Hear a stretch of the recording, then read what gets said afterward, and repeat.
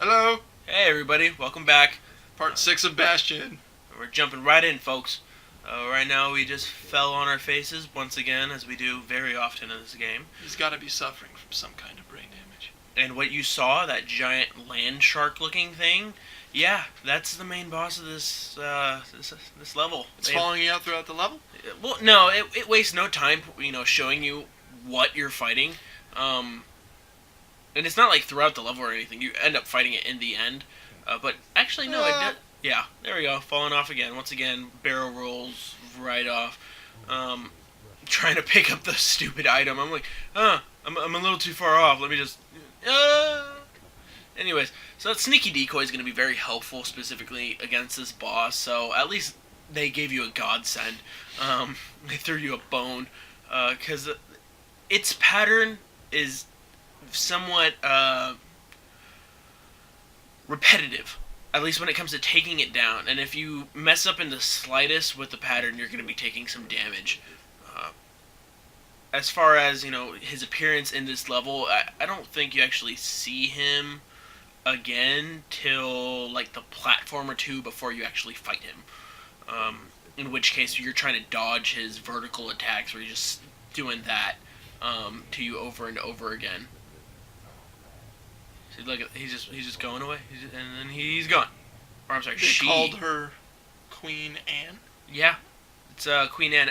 The game specifies that there's a legend about her that nobody believes and nobody will, because the calamity, and then you brutally murder her at the end of this level. When I say brutally, I mean I shoved this war machete so far up her anyways. I tried to knock down, I wasn't sure if I could or couldn't, but I was trying to knock down those little berries because those things are supposed to heal you. The thing is, getting them down wasn't possible, I guess. Once again, those things close and open, so you gotta back away, that way they can open, and we actually end up doing a jump cut much further later on the road because they close and remain closed when you continuously attack. Really? Yeah. Yeah, if you're just like hammering your way at its like plant wall shield thing or whatever, I guess they're mutated super plants. If you just keep trying to like hammer away at it, it's not gonna open up again. Right here we have our new weapon, the Brusher's Pike. It's actually a pretty cool weapon, very similar to... see, there it goes. This is like the second platformer before we actually end up fighting Queen Anne, if I'm correct. The Brusher's Pike, like I said, is a lot like the War Machete in that if you press and hold B, he tosses it and throws it like a spear. Its range is actually a lot better, but the only drawback to it is it's very precise. It only attacks in a straight line as compared to the War Machete. It slashes across, so you could just aim in a general direction and everything just gets shredded up. With this one though, if you have multiple enemies behind each other, and just take a nice stab at them, they're all gonna go down. And is there an arsenal nearby? I don't remember. I think so. I know that in this level I don't keep it for very long, specifically because it's a precision weapon. Right here I'm getting frustrated with this stupid plant. But I do switch out back to the War Machete pretty soon. In this game, a lot of these plants... in this level, there's a lot of these plants that when you walk into the, gases, the screen gets foggy, it's hard to see, you start losing health, because everything goes wrong, and you have to, dodge roll out of it, and even when you dodge roll out of it, you're still under the effects of said poison gases. Fun. Oh yeah, pin missiles everywhere. Do they treat it like a maze? Kind of. It's really just, it forces you to go long range, and that's where it kind of becomes annoying. Specifically with those stupid pin cushions, where if you don't have a long range weapon, you're gonna take some hits. But yeah, there we go. Back to the War Machete, because that Brusher's Pike, man, When fully upgraded, is it something? It's something to begin with. It's just it depends on your play style. Like I said, if you're an accurate, user, you like that precision targeting that the pike offers, then go for it. But me, I like the speed. I like the ferocity of the Ferociousness. yeah, the ferociousness of the war machete. That thing just turns everything into fodder. And this is the. Like, looks like it's the end. Very close actually. It's you walk through this next gate and then we're gonna end up fighting Queen Anne. There's a few things that I do want to say regarding this game. I've been brushing up on it little by little in each episode. This game, when it came out, was highly acclaimed. A great game. I do want to point out that when it came out and it was awards time, this game received a dozen awards and another at least half dozen nominations for major awards like Game of the Year kind of a thing. I know it won from a couple companies, like Best Original Game, etc., etc. What's more noteworthy is that the Spike VGAs, I believe they work that it's like 4 slots are given out for each like category, and for the category for best song in a game, half of it was taken up by this game. It had 2 songs. Zia's theme, my favorite song in this game, actually ended up winning Song of the Year, so to speak. But yeah, this game was loved by everyone, critics and fans alike. It's nothing. It's no like backwater title that nobody really heard of, but it's like a cult phenomenon. Things like Alan Wake and stuff. High uncertain Spade. Spade. Uncertain Spade 8. Yeah. Shout out. Anyways, this is fun. Yeah. Here I'm trying to figure out that pattern. I'm not sure if I was trying to figure it out. Closer. Yeah, you have to dodge roll over it. That way, it assumes that you're under it. That way, it don't pop out, and then you can just hack at it. The brusher's pike would make this a lot worse because once again, you have that precision and everything. You have the range, like right there. I wasn't close enough to hit it with the war machete, so you have the range with the pike and everything, but you don't have the strikes.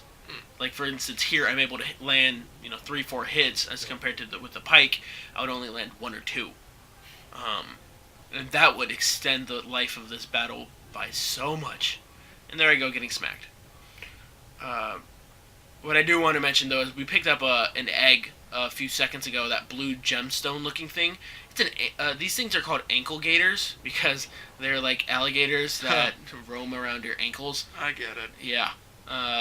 Boo! Anyway, apparently they don't provide for their young, so this thing most likely would have eaten its own offspring when it would have hatched. Yeah, talk about rough. These rough things are childhood. alive for how long if they're doing that? Yeah, seriously. I'm assuming at birth you have to kill your parents. Oh, okay. Getting their ankles. Yeah, get it. We just picked up the egg and kind of like the squirt. Was it to use to get them out or to get it to stay and fight? Using the egg as a... No, yes and no. You do end up using the egg later on, but it's kind of like the squirt where you bring the item to the right person, which I believe is Zia. If you bring the egg to Zia and talk to her about it, a baby ankle gator will appear, and when you tap on his icon, he actually follows you around. It's actually quite cute. Follows you around like a lost puppy. Around levels? Not around the levels, just around the Bastion. Oh. I was saying ankle gator would be a helpful. Oh yeah, anything would be helpful in these. Some of these could get pretty rough, specifically with the enemy placement, and these birds are really annoying because if you don't attack it while it's stationary, when it moves, it's going to hit you. And here we are, back to the Bastion. Yeah, right. After just brutally murdering Queen Anne. Apparently we're not done yet. We got Oh, plenty more animals to butcher. That's shard 2 of 6, if I'm correct. No, I'm sorry, of 7. The 7th one is the the big climactic showdown. Once you get the 7th shard, the Bastion gets fully powered up. And you can go Super Kid. Yes, we could go Super Kid with his Super Saiyan hair. He's already got it. And he just destroys everything. In our next area, at least after the upgrade round. Oh no, we're going straight back to another, wild area for another shard piece. I was gonna say, obviously, the areas that you've been to before were blacked out. Does it encourage backtracking? Can you go back? No. Once you take at least with the core areas, the areas with the core, there's nothing to go back to. Once you take the core, it's kind of like grave robbing in ancient Egypt. So the dream sequences are only the way to grind, because you stated grinding. Yeah, in a sense. Depending on which dream sequence you do is how much like of a payback you get. But you can replay those? Yeah, replay over and over again. And so those are actually also really good for trying out different weapon combos. So for instance, I did not know that the Calamity Cannon and the War Machete was a good combo. And you'll see me later on after I did a practice dream sequence run. It's actually a great combo. See, there we are. There's the little ankle gator, and here it goes following me. At first, I'm not sure if it's going to follow, and there it goes. Look at the little cute baby. Look at the baby. Look at the baby following me. Come on, baby. Won't come with us to kill blueberries, though. Come on, let's go kill some blueberries. Oh, it's staying behind. Anyways, and so here's a barge mission. What's really nice about the path that you take is there are options. You could choose one level over another one, but it almost treats it like Kingdom Hearts Chain of Memories. You're given the option to choose between, the different worlds and, in what order you want to visit them. But in the end, it really doesn't matter. You're still collecting the cards. Cards. You're still collecting the shards, and you're still collecting the cores, and powering the Bastion back up. And the real major plot-heavy events happen. I want to say before and after you collect the last of said items. So the last time, or the last core that we pick up, we see Zulf freaking out on us. The last shard is obviously the final showdown, so that that's obviously going to be a big turnaround. We just picked up basically the rifle. The way this works is you press and hold X, and when you let go, it shoots what's in that general area. If you shoot it too soon, the range is terrible, and you will most likely miss your shot. If the enemy is not within those parameters, you could bet your bottom dollar you're not going to hit it. It gets pretty annoying, especially. Seems a bit unwieldy. Can you switch to the guard while doing that, like for a quick guard? No, unfortunately you can't. I mean, you could stop, aiming down your sights to guard, like I just did right now. But unfortunately, for now at least, it's kind of a pain in the butt to use. Once you fully upgrade the weapon and everything like that, oh my god, is it beautiful! That charge time is reduced. Yeah, the charge time is reduced immensely, and it's almost like we're going Call of Duty on everyone and quick scoping. Oh, okay. There we go. They know how to appeal. Yeah, they know how to appeal. They get the best of both worlds. Right now we're having a the screen is moving on its own. I have no control. It's going full blown Super Mario World. It's auto scrolling? Yeah, it's auto scrolling right now. Here I go. If I hate these plants right now because they will catch you, and I believe at least on one or two occasions it gets really close to me dying because I auto scroll off the stage. Because of said. You can off screen yourself here. Yeah. Believe it or not, the camera will not wait up for you. The reasoning behind it is you're on a platform right now that's like constantly moving. As you can see, those ropes are pulling basically the camera for you. Kind of breaking the fourth wall. Alright. Not really noticeable though. And and you're being led to another animal, or is it just like another shard? To be honest, as far as the animal hunting goes, there aren't too many of the animals that you have to brutally murder. It's they just said the ankle gator was a legend, and I don't remember the name of the other boss that we fought before. But is that the trend? There's some animal or legend There's that's guarding the shard, or is Yeah, there's a trend that there's this specific thing guarding the shard. If you remember correctly, the first shard was protected by this gas that sends you on a trip, and if you don't survive your mental hallucinations, you will die, both in your hallucination and in life. So the kid obviously being a badass and everything, he's able to survive that because he's a badass. right? And A mute badass. yeah, a mute bad. That's games tend to do that quite a bit, don't they? Well, I know that the common thing since Legend of Zelda has been to make a character that's you can relate to, from Link to Master Chief to the kid. If the guy doesn't talk, then there's really no personality for you to rub up against, so you relate better to a mute character, because then you can put your own personality in there. Kind of going towards that direction. I know that Silent Hill, the first one, did that quite a bit.